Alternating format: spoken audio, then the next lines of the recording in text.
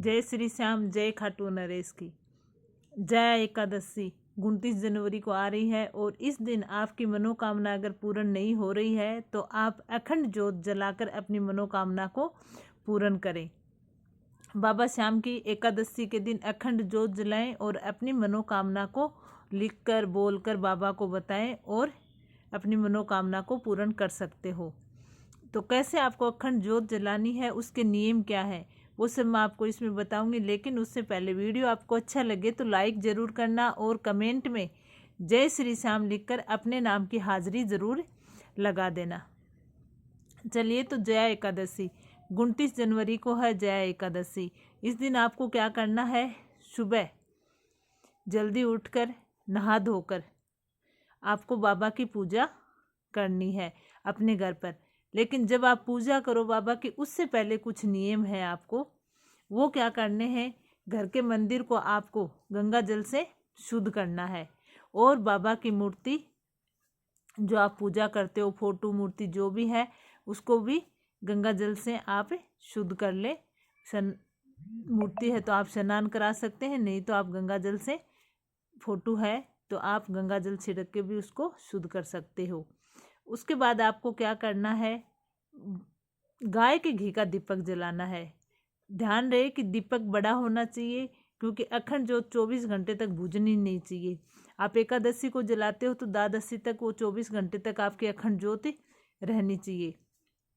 तो उस दीपक को आप थोड़ा बड़ा लें और दीपक को ऐसे ही नहीं रखें, उसके नीचे फूल अक्षत वगैरह रख के आप दीपक को रखें। और ध्यान रहे आप भोग के लिए कच्चा दूध लें, शुद्ध होना चाहिए वो दूध, जो दूध आप बाबा के भोग के लिए लोगे। तो आप नहा धोकर दीपक जलाएं, बाबा की फोटो के सामने बैठ जाएं, दीपक जलाएं, भोग के लिए आप दूध लें। अब आपको क्या करना है, आपकी जो भी मनोकामना है उसको आपको 3 बार बोलनी है बाबा के सामने। दीपक जला दें। दीपक में जो बाती आप लोगे वो रुई की होनी चाहिए या फिर मोली की होनी चाहिए। किसी और धागे की आपको बाती नहीं लेनी है। मोली की लो तो 1.25 मीटर आप मोली लो और फिर उसको आप उसकी बाती बनाओ।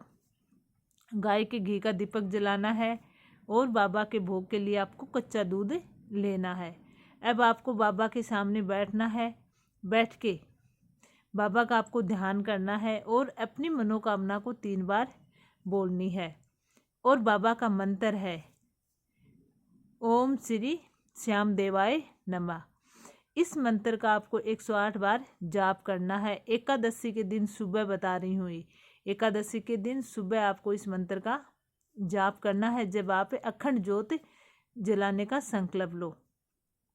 अब आपको क्या करना है, भोग लगा देना है और जो आप जोत जला रहे हो तो उसके बाद आपको चंदन रोली से आपको तिलक करना है और बाबा की फ़ोटो के भी आपको पहले तिलक लगाना है, फिर आपको भी तिलक लगा लेना है। उसके बाद आपको क्या करना, हाथ जोड़ के अपनी जो भी मनोकामना है बोलनी है और बाबा के ओम श्री श्याम देवाय नमः मंत्र का 108 बार जाप करना है। बाबा की आरती करनी है और बाबा का ध्यान करना है। फिर ध्यान रहे आप वो भोग तो प्रसाद के रूप में बांट दें, लेकिन आपको उस दिन भोजन ग्रहण नहीं करना है। आपको उस दिन जब अखंड ज्योत करें तो आपको संकल्प लें तो आपको भोजन ग्रहण नहीं करना है। आप एकादशी का व्रत करें और अपनी 3 मनोकामना पूर्ण करवाएं। अब आपको दूसरे दिन क्या करना, शाम के टाइम भी आपको बाबा के जोत जली हुई है पूजा करनी है। भोग के लिए आप जो भी ले सकते हो, केले वगैरह आप भोग के लिए ले सकते हो। दूसरे दिन द्वादशी के दिन और आप जब भी जोत जलाओ तो ध्यान रहे वो जोत बुझनी नहीं चाहिए 24 घंटे के लिए। अगर उसमें घी का मारा आपका दीपक छोटा है तो उसमें बार बार घी होम करें और ध्यान रखें अखंड जोत जलाने के बाद आपको घर में कोई न किसी को रहना है। अखंड जोत को आपको ऐसे ही नहीं छोड़नी है। अखंड जोत हवा से बड़ी नहीं हो जाए उसके लिए आपको कांच का जो भी आता है आजकल दीपक के ऊपर आप वो गोला लगा दें, जिससे कि हवा वगैरह लगे तो जोत आपकी बड़ी नहीं हो। अगर गलती से भी जोत आपकी बड़ी हो जाती है तो आप दूसरी अखंड जोत जलाएं और बाबा से क्षमा याचना मांगे।